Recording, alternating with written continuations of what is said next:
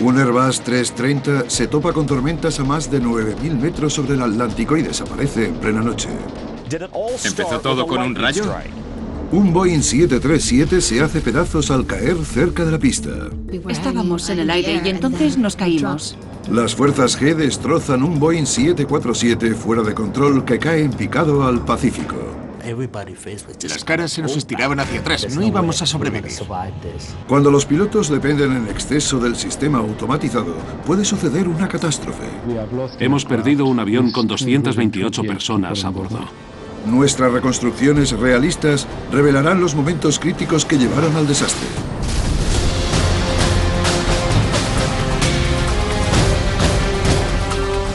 ¿Por qué se estrellan los aviones? ¿Quién está pilotando? Surcando el tiempo turbulento, el vuelo 447 de Air France desaparece en plena noche. Lo que sucede es un misterio que durará años y llegará hasta las mismísimas profundidades del Atlántico.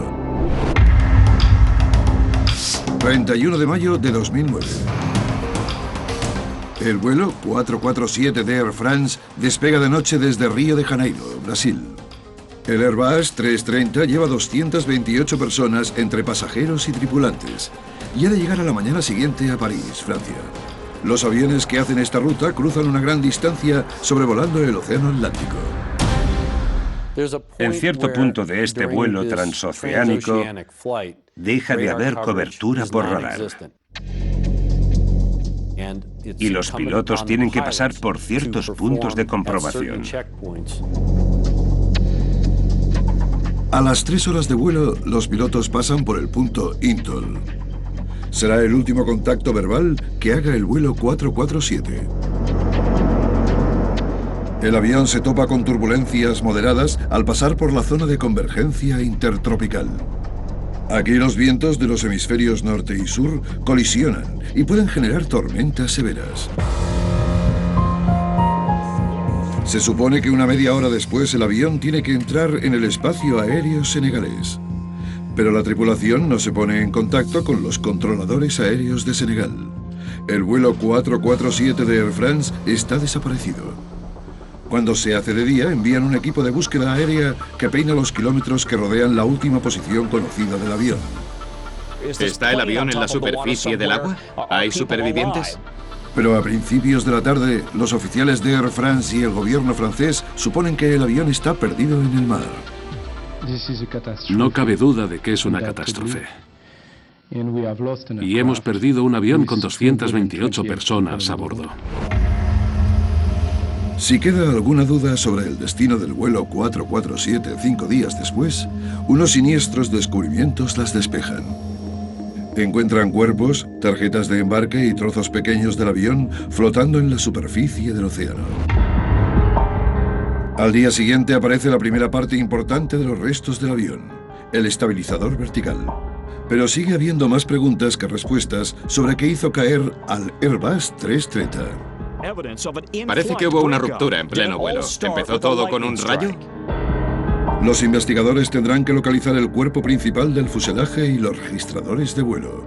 Estos aparatos de color naranja chillón, conocidos como cajas negras, están equipados con balizas localizadoras acústicas que se activan con el agua, conocidas como pingers, que permanecen activas durante 30 días. Esto es el pinger. Es lo que estamos buscando en mitad del océano Atlántico. Pero pasan 30 días sin que se encuentren los registradores de vuelo. Sin la información que contienen, la investigación sobre la causa del accidente sigue estancada. Tras casi un año de buscar bajo el agua, los investigadores recurren a la ayuda de los líderes mundiales en exploración oceánica. La institución oceanográfica Booth Joel de Massachusetts. No es la primera vez que sus científicos han buscado un vehículo de pasajeros condenado en el fondo del Atlántico. Somos los que encontraron el Titanic. Fue en colaboración con los franceses y aquí estamos otra vez. En muchos sentidos, la historia se repite. Pero intentar encontrar el vuelo 447 de Air France será abrumador. Se cree que el avión se ha perdido en uno de los lugares de más difícil acceso del mundo. Justo en mitad de los océanos hay una cordillera. Es la mayor cordillera de la Tierra. Se llama la dorsal centrooceánica. Mide más de 80.000 kilómetros de largo y rodea la Tierra.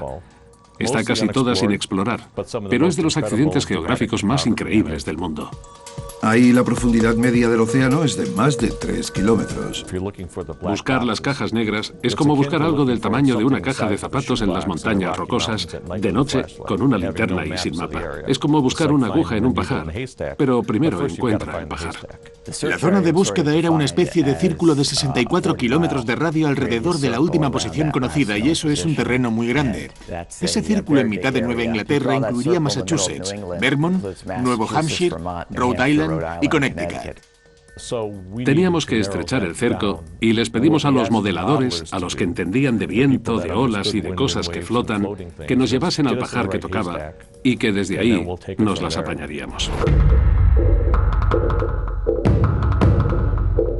El equipo envía 3 vehículos submarinos autónomos para que peinen el lecho oceánico. Este vehículo es el Remus 6000 y uno de nuestros sensores primarios son los sonares laterales. Nada casi 16 kilómetros en una dirección. Y el vehículo envía una señal cada segundo. Luego unimos las señales y obtenemos un mapa bastante bueno del lecho marino.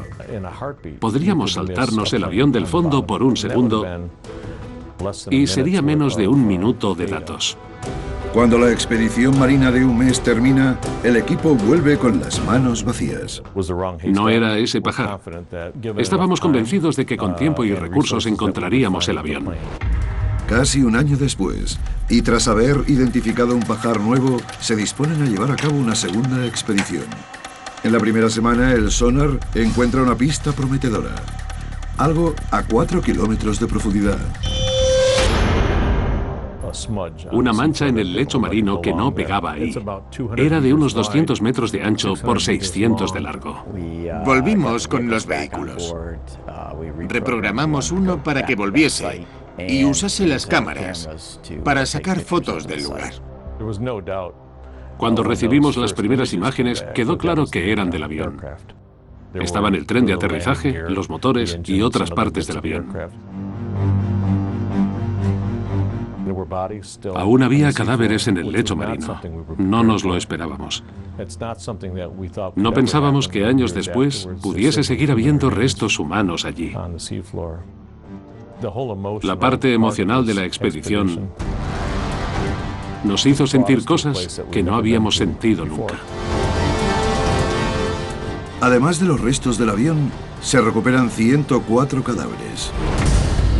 Pocas semanas después, y casi 2 años tras el accidente, los investigadores franceses localizan lo que esperaban encontrar con toda su alma: el registrador de vuelo y el registrador de voz de la cabina. A continuación, ¿bastará con la información de las cajas negras para descubrir lo que le pasó al vuelo 447 de Air France?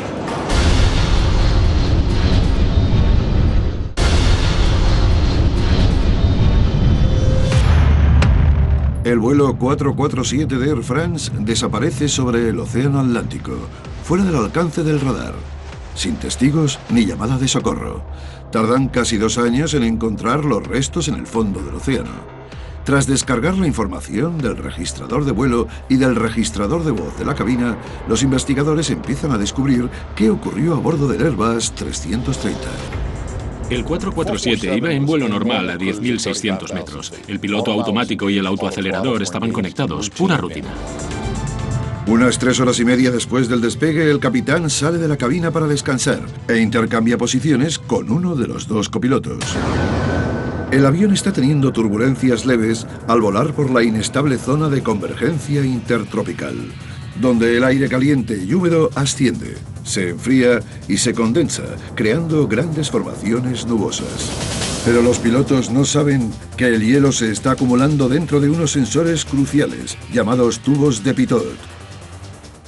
Son unas piezas que miden la velocidad, que hace mucho que se usan.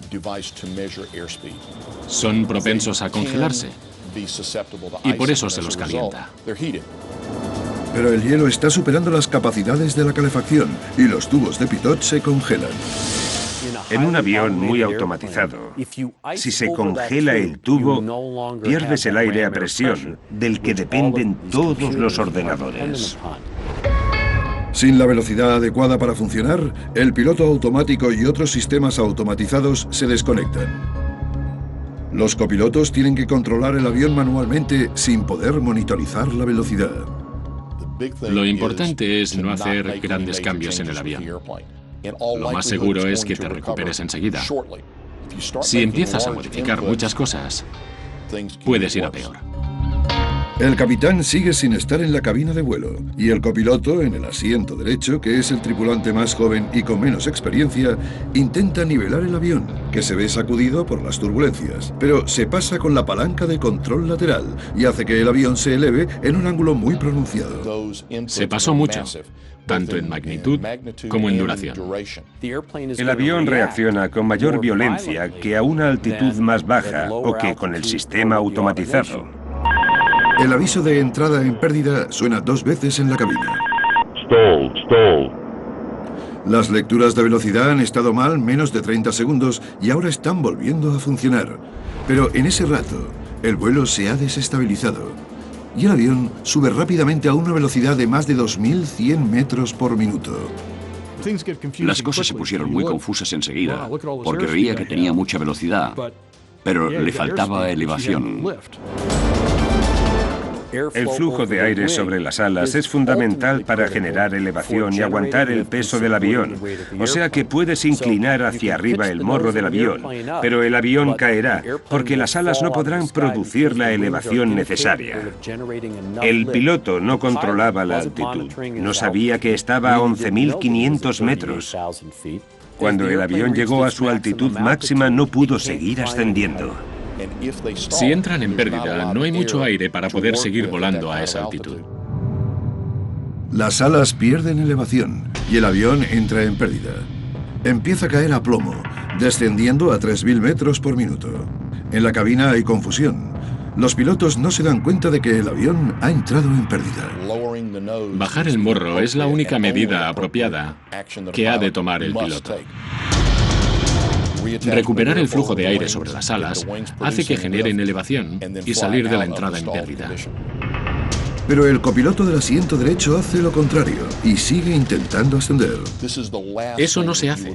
Es justo lo contrario de lo que dice el entrenamiento. ¿Por qué lo hizo? Es algo que nadie entiende. Los copilotos llevan intentando hacerse con el capitán desde que se desconectó el piloto automático. Tardan 90 segundos en volver a la cabina. No informaron al capitán de lo que pasaba, de que no tenían control sobre el avión. Los del equipo no tenían la capacidad de resolver el problema juntos. El capitán tampoco se da cuenta de que el avión ha entrado en pérdida. Lleva cayendo casi 3 minutos. Deberían recuperarse sin problemas en 10 o 15 segundos. O sea que lo de estar 3 minutos en pérdida es una barbaridad. El registrador de voz de cabina podría mostrar al capitán dándose cuenta de que el copiloto ha estado intentando ascender, lo que ha hecho que el avión entre en pérdida. Plane to stall. But I've been at max nose up for a while. No, don't climb. En los aviones con palanca de control lateral es fácil que los movimientos leves pasen desapercibidos. O sea que es posible tener la palanca a tope y que los demás no se den cuenta. El avión está a pocos segundos de estrellarse en el océano. Seguramente los pasajeros no eran conscientes de la gravedad de la situación. Puede que solo supieran que estaban entrando en una zona de turbulencias. El vuelo 447 de Air France se estrella, con la parte inferior por delante, en el Atlántico, matando a todo el mundo a bordo. Las autopsias de las víctimas revelan fracturas de la columna vertebral y la pelvis, heridas que se corresponderían con las de alguien que estuviera sentado y se chocase contra la superficie del agua a una alta velocidad vertical. Sigue sin estar claro por qué los pilotos no se dieron cuenta de la entrada en pérdida, pese a que se oyó sonar la alarma durante 54 segundos seguidos. Puede que lo tuviesen como ruido de fondo, porque antes había sonado de forma intermitente. No sabían si valía o no, así que optaron por pasar de ella. Pero nunca lo sabremos. No hablaron del asunto. El informe investigativo francés oficial afirma que un fenómeno llamado respuesta de sobresalto pudo tener algo que ver. Se parece a cuando entras en un cuarto oscuro y salta alguien diciendo ¡bu! Es un susto repentino, por así decirlo. Vale, el piloto automático está apagado. ¿Por qué? ¿Qué hago? Hay mucha información que procesar en muy poco tiempo. Cuando estás muy concentrado en una tarea, te desentiendes de otras. La comunicación oral es una de las primeras. Eso encaja con que el piloto no oyese y por tanto no respondiese a la alarma de pérdida. Antes del accidente del vuelo 447 de Airbus y Air France, habían reconocido los posibles problemas de congelación de los tubos de pitot y 2 días antes del choque habían empezado a modificarlos. El informe oficial mantiene que mejorar la formación de los pilotos, incluyendo ejercicios dedicados al pilotaje manual, es la lección clave del vuelo 447. Había pilotos profesionales que habían recibido formación profesional, pero a ninguno le habían enseñado a pilotar manualmente a gran altitud con estos niveles de sensibilidad. A continuación, un avión de pasajeros fuera de control se precipita contra el océano. La confusión que había en la cabina era tremenda.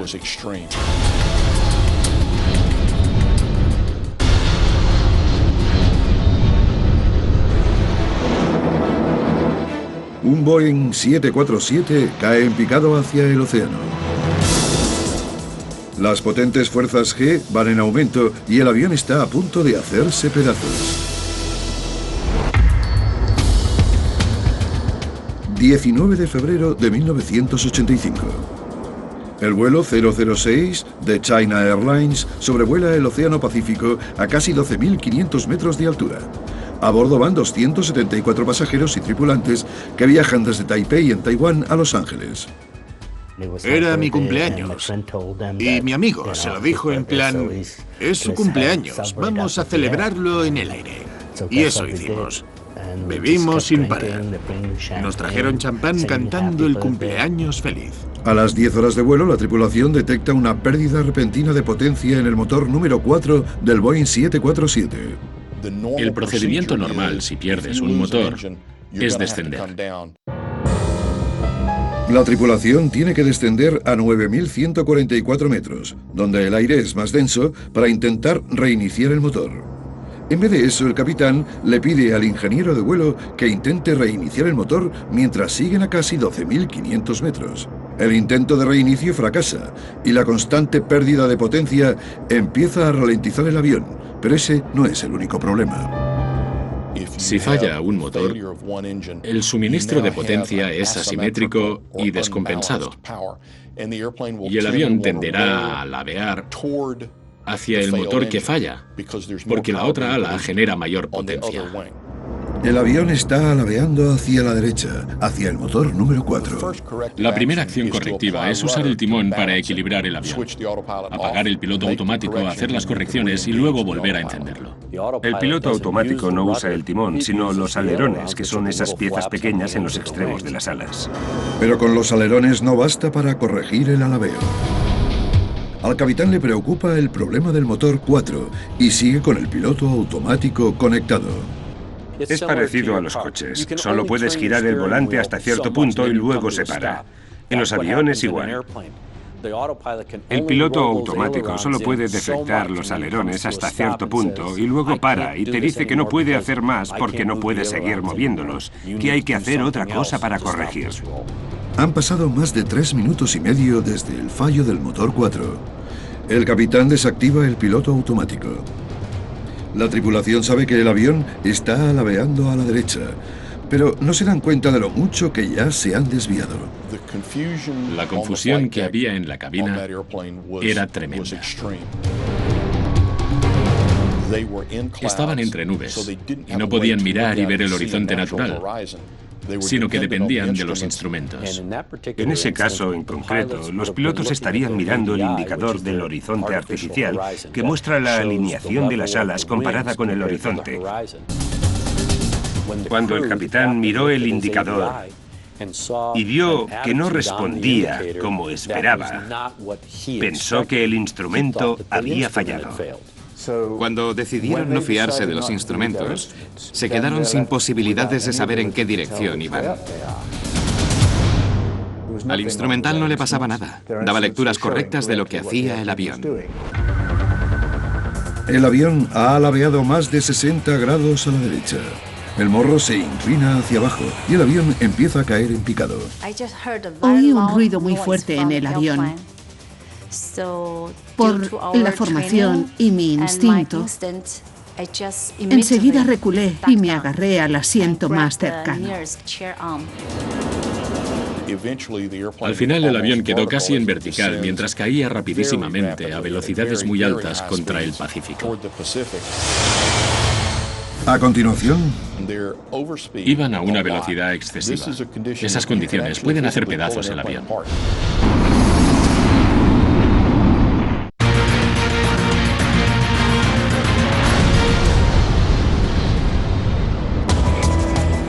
el vuelo 006 de China Airlines cruza el Pacífico cuando pierde potencia en uno de los motores, provocando que el avión alabee a la derecha. La tripulación, preocupada por reiniciar el motor, no desconecta el piloto automático ni endereza manualmente el avión. Cuando lo desconectan por fin, el avión está en posición peligrosa, porque ha alabeado mucho más de lo que la tripulación cree. El Boeing 747 empieza a precipitarse contra el océano.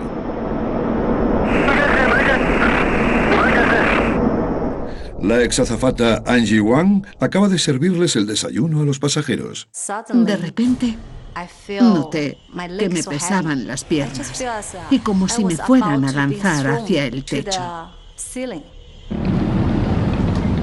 Todos los que nos servían empezaron a rodar por el pasillo.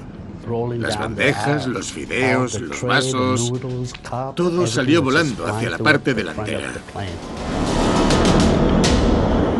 Pensé que íbamos a morir. No íbamos a sobrevivir. En apenas 30 segundos, el avión ha caído más de 3.000 metros. Iban a una velocidad excesiva. Esas condiciones pueden hacer pedazos el avión. El piloto tenía que orientarse. ¿Qué hacía el avión? ¿Estaba boca arriba? ¿Estaba boca abajo? Las fuerzas G a las que se ven sometidos los pasajeros y la tripulación son enormes. Más de 5 veces la fuerza de la gravedad. Por tanto, una persona de 90 kilos se sentiría como si pesase más de 450. No sabía si me iba a explotar el cerebro o qué.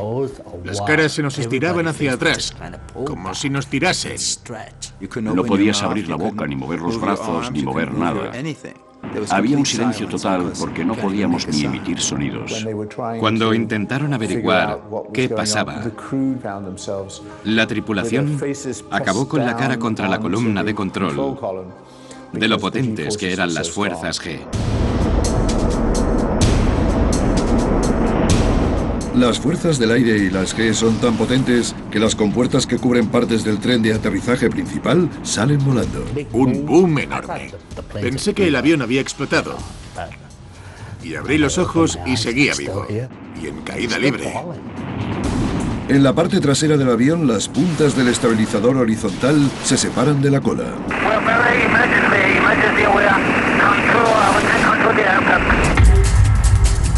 Han caído otros 6.000 metros en menos de 2 minutos.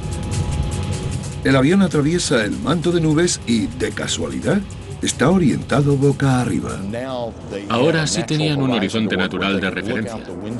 Podían mirar y ver dónde era arriba, dónde era abajo y cuál era la alineación de las alas.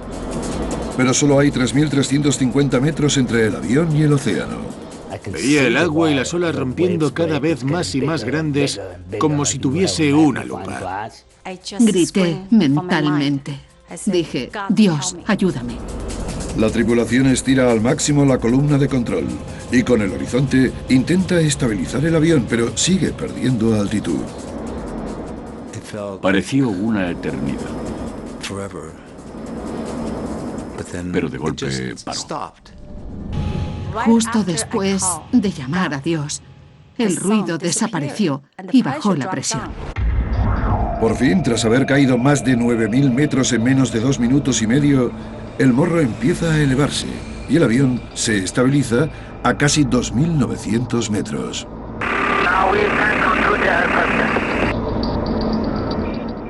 El capitán fue muy hábil pilotando para sacar el avión de una situación complicada. Por desgracia, fue el mismo piloto que había metido el avión en dicha situación.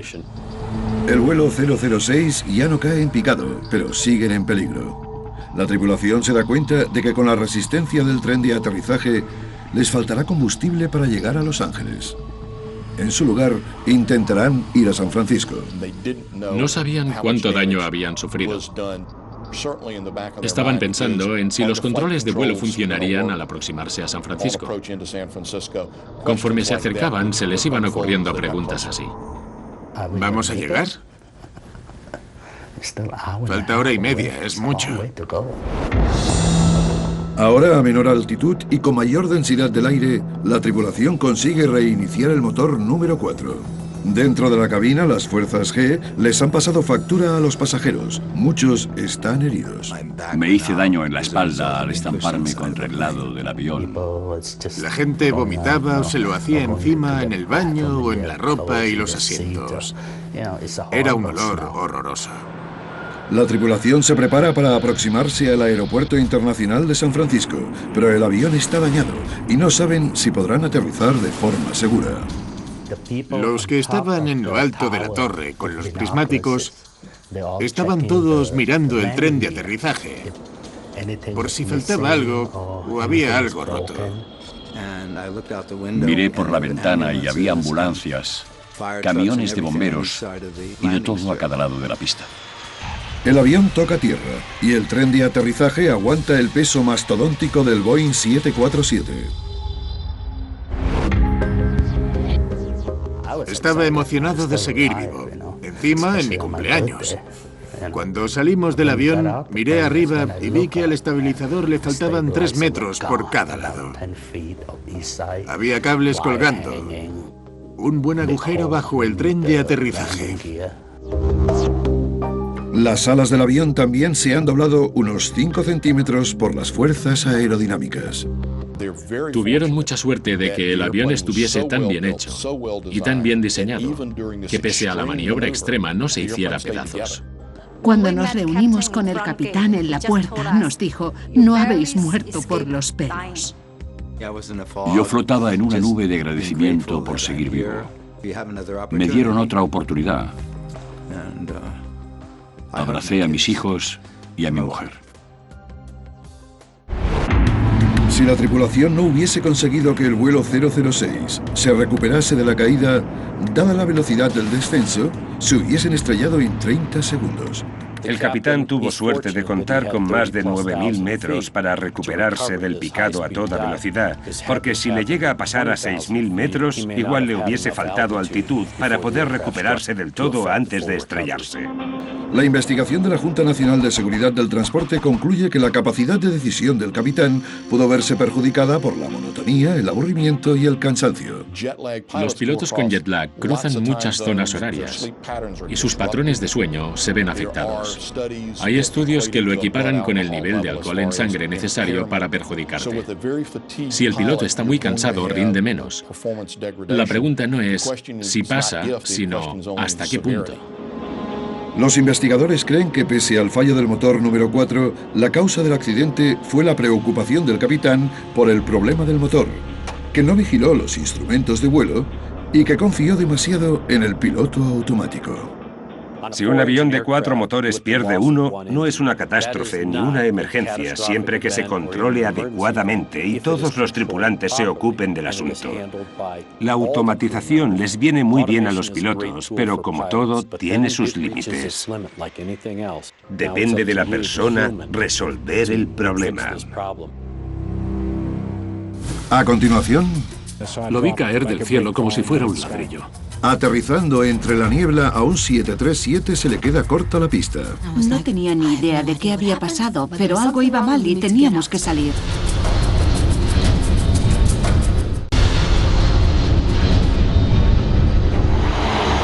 ...25 de febrero de 2009... 135 pasajeros y tripulantes están a bordo del vuelo 1951 de Turkish Airlines que va desde Estambul hasta Ámsterdam. Las hermanas Hayar y Jihad Al-Ariashi están sentadas en una fila junto a la salida de emergencia. Cuando dijeron que nos acercábamos a Ámsterdam, nos despertamos y nos abrochamos los cinturones. Saqué las gafas, me las puse y al mirar fuera vi que el suelo se acercaba a toda velocidad. Y dije, hola, y la miré. Pensé que era muy raro, porque nunca me había sentido así en un avión. El Boeing 737 desciende a toda velocidad entre la niebla. El avión está a más o menos 1,5 kilómetros de la pista del aeropuerto de Schiphol cuando de repente sucede el desastre. Estábamos en el aire y entonces nos caímos. Todo temblaba sin parar. De refilón, lo vi caer del cielo como si fuera un ladrillo. El avión se estrella contra el suelo con la cola por delante. Ansgar Brenningmeier va en coche por las cercanías cuando presencia la catástrofe. Paré el coche, fui por la carretera hasta ahí, crucé el agua y fui hasta el campo de ahí detrás, donde estaba el avión. Vi a un hombre muerto en el suelo y tenía una especie de toalla sobre la cabeza. Los de la clase business estaban aplastados. Los asientos cayeron a esa parte destrozada. Desde el punto de vista de la dinámica de choque, los campos blandos son complicados, porque el avión se para mucho antes que un campo más duro. Cuando el avión se estrelló contra el suelo, se rompió en varios trozos. El ala se partió y se puso en ángulo. La cabina se rompió por el lateral, pero también sufrió muchos daños por el impacto en el suelo y por debajo. La forma en la que el avión cae del cielo alimenta la especulación inicial sobre que la culpa fuese de un fenómeno meteorológico llamado microrráfaga. Las microrráfagas las suelen crear las tormentas y son columnas de aire que van hacia abajo que pueden tener muchísima fuerza. Han empujado aviones contra el suelo, literalmente. La visibilidad estaba reducida por la niebla, cosa normal en países con baja altitud, pero no había tormentas, o sea que no se daban las condiciones necesarias para que hubiese microrráfagas. En la cabina de pasajeros, muchos siguen sin entender qué ha pasado. No me di cuenta de que era un accidente grave. Creí que había sido un aterrizaje forzoso. Hubo un silencio de unos 20 o 30 segundos y luego mucho ruido. Todos los que gritaban sentían mucho dolor. Era horrible oírlos. Unos vídeos subidos a internet captan el desenlace. Me quedé sentada esperando a la señal de que nos desabrochásemos los cinturones y saliésemos. Esperé y esperé, mirando fijamente hacia adelante. No sé si estaba en shock. Miré a mi alrededor y estaba todo lleno de polvo. Olía como cuando te dejas la plancha encendida mucho rato. Era un olor como a quemado. No tenía ni idea de qué había pasado, pero algo iba mal y teníamos que salir. Miré a la derecha y vi a Jihad mirando al frente. La miré y la sacudí. Le dije que se despertara porque había pasado algo y teníamos que salir. Entonces me miró y le dije que abriese la puerta. Ella intentaba llegar a la puerta, pero tenía puesto el cinturón y le costaba levantarse. Yo no entendía nada y a ella se le notaba el pánico en la voz. Pensé que pasaba algo porque ella actuaba de forma muy rara. Sabía cosas que yo no. Entonces volvió a gritar que qué me pasaba, que me levantase y que saliese. Desorientadas, las hermanas y otros pasajeros escalan por la salida de emergencia hasta el ala del avión. Me puse de pie en el ala y al levantarme noté dolor en la barriga. Un dolor muy fuerte. Me pregunté qué sería. Yo me sujetaba la mano porque me la había herido. La tenía debajo de la ropa y no me atreví a mirarla. Cuando fuimos por el ala y tuvimos que saltar, nos dio miedo lo alto que estaba, pero saltamos. Entonces le dije que teníamos que irnos, que escapar, porque si pasaba algo, si explotaba, tendríamos que huir y ponernos a salvo. Me dijo que corriese. Me preguntó si podía. Le dije que sí, pero yo hablaba raro. Me di cuenta de que hablaba así como si no pudiese respirar. Le dije que podía correr y me dijo que entonces corriese. A continuación, Me dijo, ¿sabes qué? Que vuelvo. Le dije que no. los investigadores descubren la peligrosa serie de acontecimientos que llevó al desastre.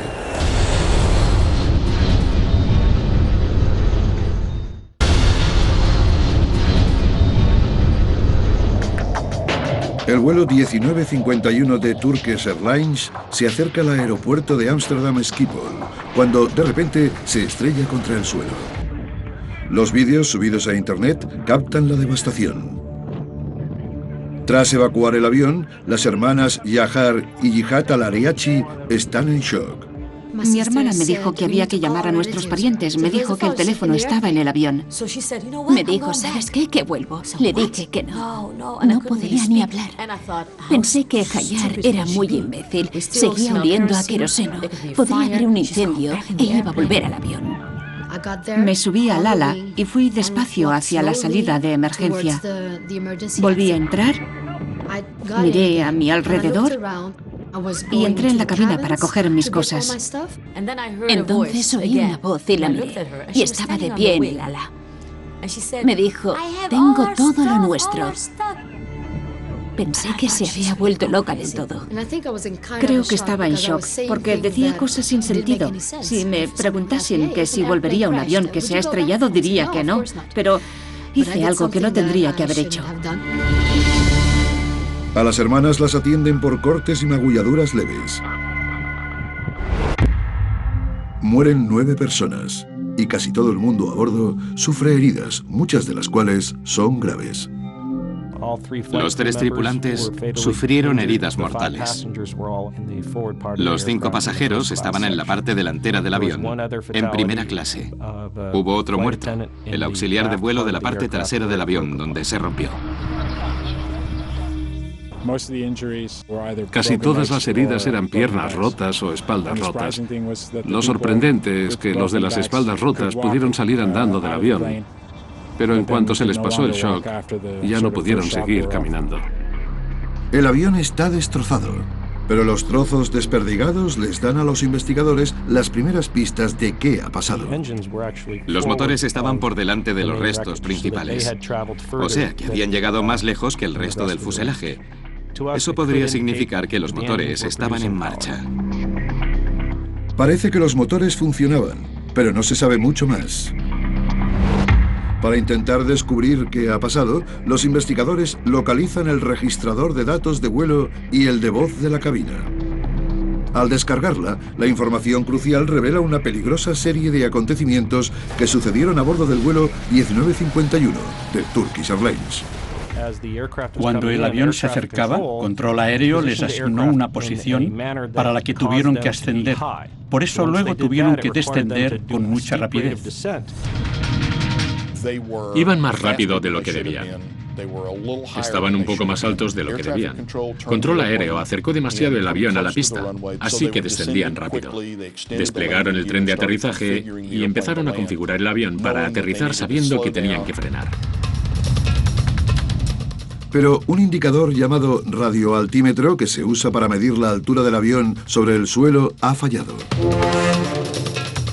Dice que el avión está en tierra, cuando en realidad sigue volando a más de 600 metros de altura.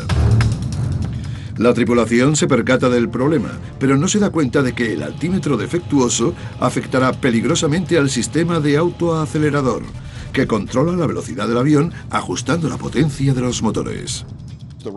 El radioaltímetro creía que el avión estaba en tierra y puso los motores en marcha lenta. Los pilotos contaban con ello, pero solo durante el descenso. Así empieza una situación ambigua de que los pilotos no son conscientes. El avión empieza a frenar. La potencia no es la que esperan los pilotos porque el sistema de autoaceleración cree que están en tierra. El avión sigue frenando. Y otro problema más. El avión se acerca a la pista, pero la tripulación no ha terminado de prepararse para el aterrizaje. No habían hecho la selección final de flaps y seguían repasando la lista de comprobación preaterrizaje. Por lo tanto, según el manual, tendrían que haber dado un rodeo, pero no lo dieron. Todo lo que hacían les quitaba tiempo de revisar la velocidad y la altitud. Dentro de la cabina, el aviso vibratorio de la palanca se activa para decirles a los pilotos que están a punto de entrar en pérdida. Creo que lo de la palanca les pilló por sorpresa. El primer oficial en prácticas hizo justo lo que le habían enseñado a hacer. Subió la potencia y bajó el morro. Pero el capitán, comprensiblemente, dijo que no sabía qué pasaba y que quería el control del avión porque tenía mucha más experiencia. Ni el primer oficial ni el capitán desactivaron el sistema de autoaceleración y, por lo tanto, al no desactivarlo, el sistema volvió a poner la potencia en marcha lenta. Sin potencia en los motores, el avión está perdiendo demasiada velocidad. El capitán tarda 9 segundos desde que salta el aviso vibratorio en darse cuenta de que los motores están en marcha lenta. Cuando se percata, los pone a máxima potencia, pero es demasiado tarde. Para cuando se dio cuenta de lo que pasaba, el avión entró en pérdida aerodinámica y literalmente cayó del cielo a poco más de 1,5 kilómetros del aeropuerto. Al chocar, el avión se rompe en 3 trozos. El accidente conlleva grandes cambios en la industria. Se hizo la recomendación de mejorar la fiabilidad del radioaltímetro. Boeing llevaba muchos años trabajando para arreglar el sistema, pero enfatizaron especialmente que había que descubrir qué le pasaba al radioaltímetro para asegurarse de que diese datos fiables. Una de las cosas que aprendimos es que hay que apagar los sistemas automáticos durante las entradas en pérdida, sobre todo con los 737, que tienen que hacer la recuperación sin piloto automático ni autoaceleración. Desgraciadamente, le hemos cogido demasiada confianza a los sistemas automáticos y queremos que nos eviten problemas. Y esperamos que mientras estén conectados, el avión irá solo de forma segura. Pero ya sabemos que, como todo, los sistemas pueden fallar y los instrumentos también.